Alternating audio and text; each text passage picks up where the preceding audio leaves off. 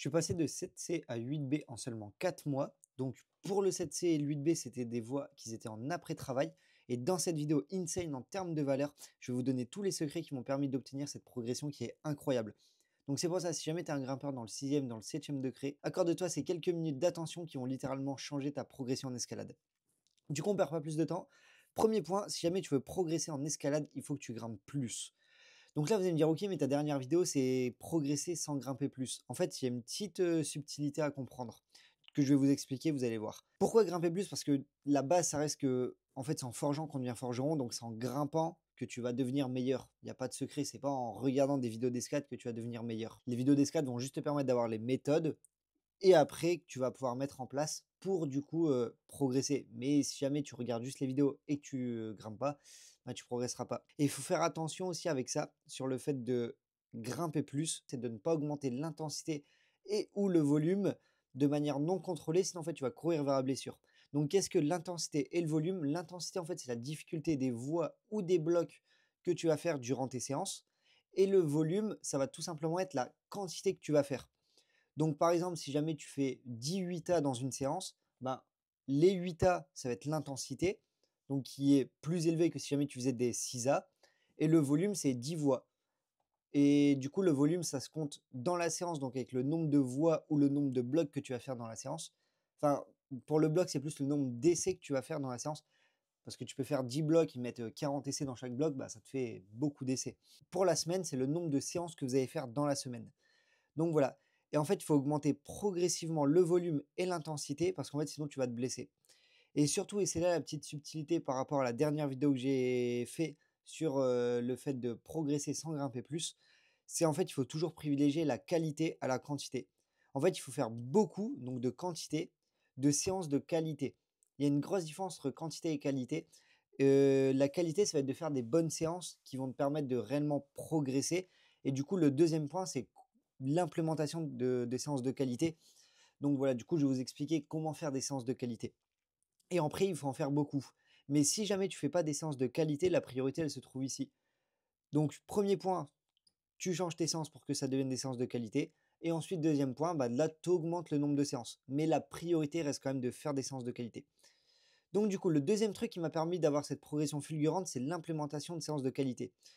Donc, qu'est-ce qu'une séance de qualité? Ben, une séance de qualité, ça va par exemple être une séance que tu vas faire après avoir pris 2 jours de repos minimum. Donc, ça va être des séances où tu vas aller dans des voies projets. Donc là, cette vidéo-là, c'est principalement pour la voix, étant donné que la progression, je l'ai eu quand j'ai fait de la voix. Mais pour le bloc, c'est à peu près la même chose. Je vais essayer de vous donner au maximum les choses à faire pour si jamais vous voulez avoir cette progression en bloc aussi. Mais il y aura quelques points qui du coup seront différents. Donc de faire des séances de qualité, donc c'est-à-dire qu'en gros, je prenais 2 jours de repos. Enfin, personnellement, j'en prenais un seul étant donné que je grimpais 6 fois par semaine. Après, passer de 7C à 8B, c'est beaucoup plus dur que de passer de 6C à 7B. Donc c'est pour ça que vous devez quand même grimper plus et avoir des séances qui sont beaucoup plus qualitatives. Mais du coup, vous allez prendre 2 jours de repos et de là, après, vous allez pouvoir mettre des essais dans vos projets. Parce qu'en fait, si jamais vous ne vous reposez pas, parce que le repos, tout le monde le dit que c'est la clé, mais en fait, on ne vous explique pas pourquoi. Et du coup, là, moi, je vais vous expliquer pourquoi est-ce que le repos, c'est la clé. Parce qu'en fait, si jamais vous êtes tout le temps fatigué et toutes les séances que vous faites, vous êtes tout le temps fatigué, ben, en gros, vous n'allez jamais faire une bonne séance où vous allez être en forme à 100% pour mettre des essais dans votre voie projet. Sauf que le but, ça reste quand même d'enchaîner sa voie projet.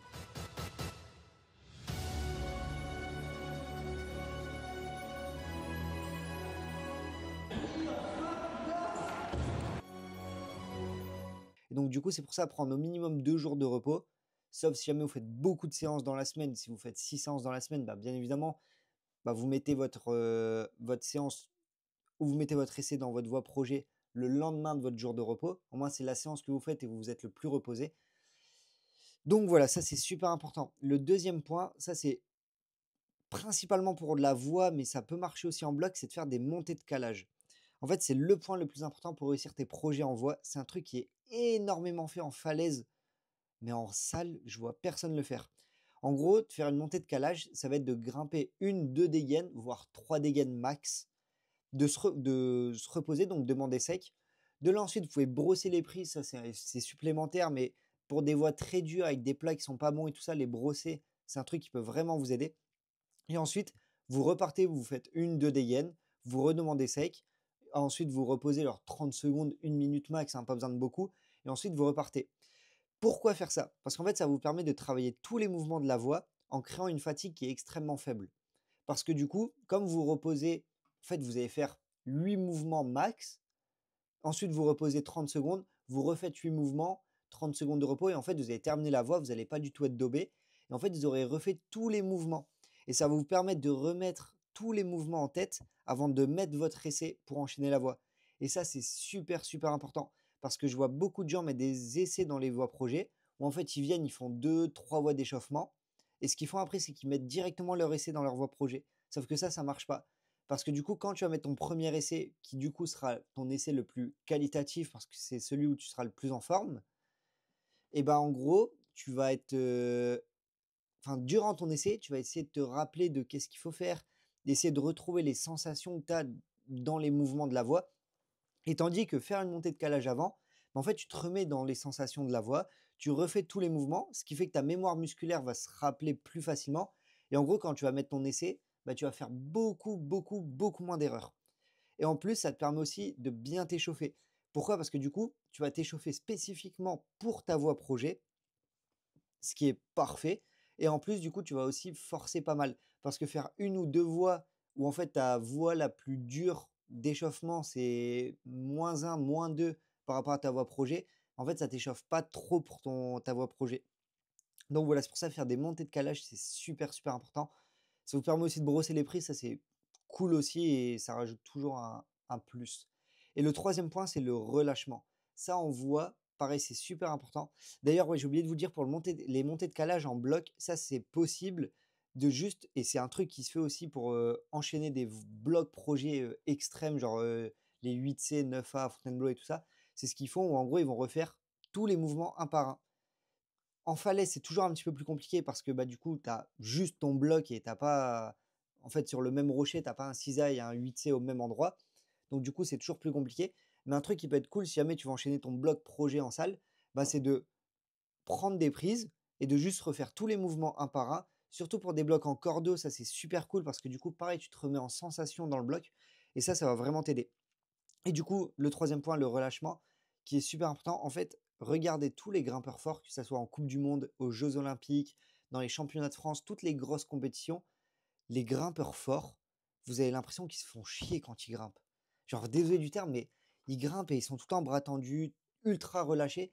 Et normal, parce que si jamais tu grimpes en étant ultra crispé, tout ça, et ça, je le vois pour toutes les personnes qui font beaucoup de poutres, beaucoup de musculation, des tractions lestées et tout ça.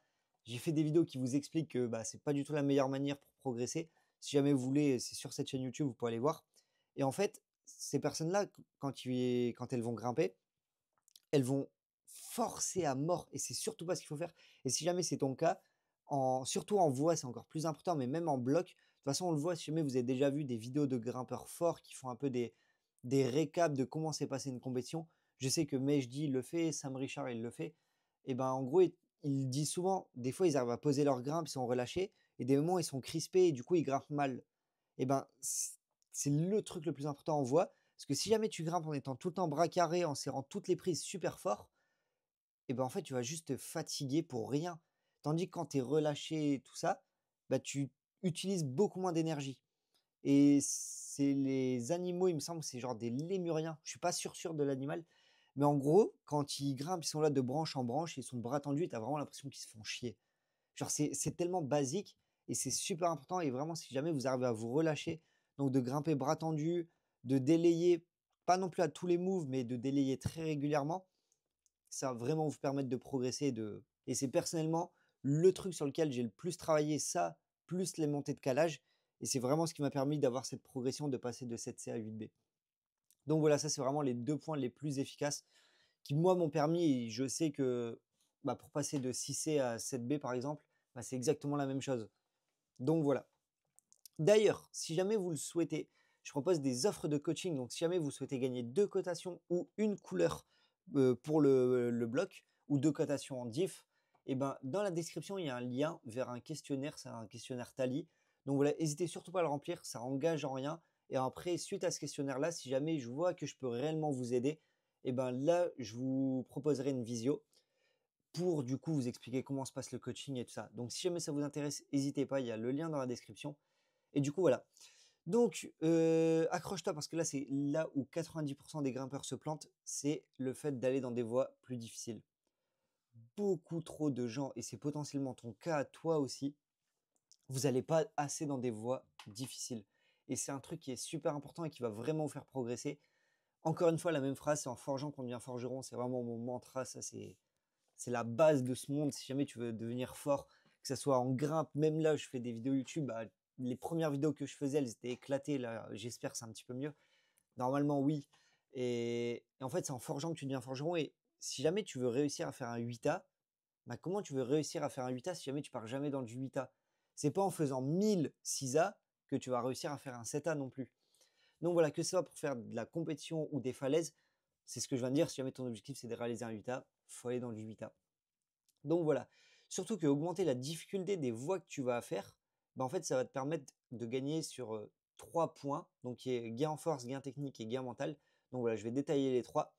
Donc, comme tu vas réaliser des mouvements qui vont être plus difficiles, qui vont te demander plus de force, bah en fait, ton corps, il va s'adapter. Et c'est ça le meilleur moyen pour gagner en force. C'est pas de faire de la poutre. Non. Si jamais vous voulez, j'ai une vidéo qui vous explique pourquoi faire de la poutre, ça marche pas. Et en gros, aller dans des mouvements plus difficiles, ça va vous permettre de prendre en force hypertrophique et nerveux. Donc si jamais vous voulez, j'ai beaucoup plus détaillé ces trucs-là dans une autre vidéo au niveau de la force. Vraiment, si jamais vous voulez progresser en escalade, abonnez-vous et regardez toutes les vidéos, il y a énormément de valeur à avoir. Et en gros, du coup, je vais juste vous expliquer rapidement ce que c'est que la force hypertrophique et nerveux. En gros, la force hypertrophique, c'est l'augmentation de la taille des fibres musculaires. C'est-à-dire que tes fibres musculaires vont être plus grosses. C'est ce qui fait qu'en gros, tes muscles ils grossissent aussi. En fait, tu as une production de force qui est accrue grâce à une plus grande surface de contraction de tes muscles. Assez simple. En gros, tu as des muscles qui sont plus puissants, mais c'est un gros problème, c'est qu'en gros, tu gagnes malheureusement en masse. C'est-à-dire que tu es plus lourd. Sauf qu'en fait, en escalade, un facteur qui est très important, c'est le facteur poids-puissance. C'est combien tu pèses et combien tu arrives à tracter, en gros. Et ben, si jamais tu gagnes en muscle, le gros problème, c'est que tu as plus de poids à soulever aussi. Et ça va te permettre, enfin, ça va te fatiguer plus quand tu vas grimper. Donc, c'est pas très bien. Par contre, il y a le deuxième qui est la force nerveuse, où en fait, plus de fibres musculaires sont activées simultanément. Pour ça, j'aime bien voir le parallèle du tir à la corde. Vous voyez le jeu où on jouait quand on était gamin, tu mets une corde au milieu, tu fais deux équipes et tire à la corde. Et voilà, le jeu basique. Imagine, tu as deux équipes de 10 joueurs chacune. Chaque équipe fait à 10 joueurs. En gros, tu as une équipe où les 10 vont tirer en même temps. Genre vraiment, ils vont être là, tous coordonnés, tirer en même temps. Et tu as l'autre équipe où en fait, tu en as 3 qui tirent. Et après, tu en as deux autres où ils ont un peu de délai et du coup, ils tirent 3 secondes après. Et après, pendant ce temps-là, bah, en fait, les trois autres qui tirent avant, bah, il y en a un, il est fatigué, il arrête de tirer. C'est le bordel. Et ben, qui va gagner? Bah, l'équipe où en fait, les 10 ils étaient coordonnés. Mais en fait, tes muscles, c'est pareil. Si jamais toutes tes fibres musculaires se contractent au même moment, et ben, tu vas avoir beaucoup plus de force. Et c'est ce qui fait que des grimpeurs très forts aujourd'hui comme Enra Kusurato, Toby Roberts, même Mejdi et tout ça, c'est des grimpeurs qui musculairement, en fait, c'est pas des bodybuilders. Pour autant, ils ont un rapport poids-puissance qui est insane parce que du coup, ils ont vraiment travaillé sur cet aspect nerveux. Donc voilà. Ensuite, on a des gains qui vont être techniques. Pourquoi? Parce que comme tu as réalisé des mouvements qui vont être plus exigeants, ton corps, encore une fois, il va s'adapter. Tu auras moins le droit à l'erreur dans des voies plus difficiles. Pourquoi? Parce que dans une voie facile, si jamais par exemple tu perds les pieds, tu peux compenser en forçant plus. Dans une voie où tu es à ta limite, si jamais par exemple ton pied il zip et tout ça, tu peux pas compenser en fait. Et donc du coup, tu vas améliorer ta pose de pied et tu vas développer des techniques de grimpe un petit peu plus avancées, comme la pose de talon, des genoux, des contrepointes. Donc voilà, ça c'est super important et en gros, c'est vraiment les choses qui vont vous faire vraiment progresser d'aller dans des blocs et des voies plus difficiles. Et le troisième, c'est le point mental qui est le point le plus important. De toute façon, l'escalade, c'est 50% de physique, technique et tout ça, 50% de mental. Vraiment, c'est insane à quel point le mental, il joue beaucoup. En fait, tu vas casser des barrières mentales que tu avais. Pourquoi? Parce qu'en gros, tu vas te rendre compte qu'en fait, tu as le niveau pour faire des voies plus dures. Ce qui va te permettre d'améliorer ta confiance en toi. Pourquoi? Parce que comme tu vas faire des voies plus dures, tu vas être plus confiant, tu vas avoir un peu cette estime de toi qui va être plus élevée. Et plus tu vas avoir confiance en toi et plus tu auras une estime de toi qui sera élevée, mieux tu vas grimper. Ça peut paraître un peu loufoque et tout ça, mais c'est comme ça que ça marche, le mental. Ensuite, vous allez aussi avoir une diminution de la peur de l'échec. Pourquoi? Parce qu'en fait, en allant dans des voies plus difficiles et des blocs plus difficiles aussi, ben, vous allez vous rendre compte qu'en gros, bah, déjà vous avez plus échoué, mais qu'en fait échouer, c'est rien de grave. Et en plus, ça va te motiver encore plus. Pourquoi? Parce qu'en fait, quand tu vas échouer quelque chose et que tu repars de ta séance en n'ayant pas réussi à faire ton bloc ou ta voie projet, tu vas te dire la prochaine séance, je vais la réussir, ça va être incroyable et tout ça. Et du coup, ça te motive. Donc voilà, ça c'est super important. Mais par contre, attention, parce que aller dans des voies qui sont très difficiles, que ce soit des voies ou des blocs, et ne jamais rien réussir peut détruire ta motivation. C'est pour ça qu'il faut faire les deux. En gros, il faut avoir des séances où tu pars dans des voies et des blocs qui sont très difficiles, où du coup, en fait, dans ta séance, tu réussis pas grand-chose, mais il faut juste retirer ce truc-là un peu mental de se dire qu'une bonne séance, c'est une séance où tu as réussi la voie en gros ou les blocs. Non, une bonne séance, c'est une séance où tu es venu, où tu as bien travaillé, où tu as fait des bonnes choses et qui a été productive. Et si jamais tu arrives à faire ce petit switch mental, ça va être incroyable. Et il faut après des deuxièmes séances, enfin un deuxième type de séance qui sera des séances un peu plus de volume, où en gros tu iras dans des voies plus faciles, mais où tu feras plus d'essais dans les voies et où tu feras plus de réussites. Parce que si jamais tu réussis jamais rien et qu'en fait à chaque fois tu vas à l'escalade pour te faire détruire dans des voies extrêmes, bah possible qu'à un moment tu pètes un peu un plomb et qu'en fait tu perdes ta motivation. Donc c'est pour ça il faut faire les deux.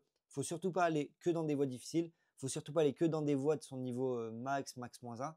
D'ailleurs au niveau des voies difficiles, j'ai oublié de le préciser, ce que je préconise c'est d'aller jusque dans du max plus 2. Je déconseille fortement d'aller dans du plus 3, sauf si jamais mentalement vous êtes vraiment solide et qu'en fait, faire une séance où vous faites vraiment détruire et où vous galérez à faire tous les moves d'une voix, ça vous dérange pas trop.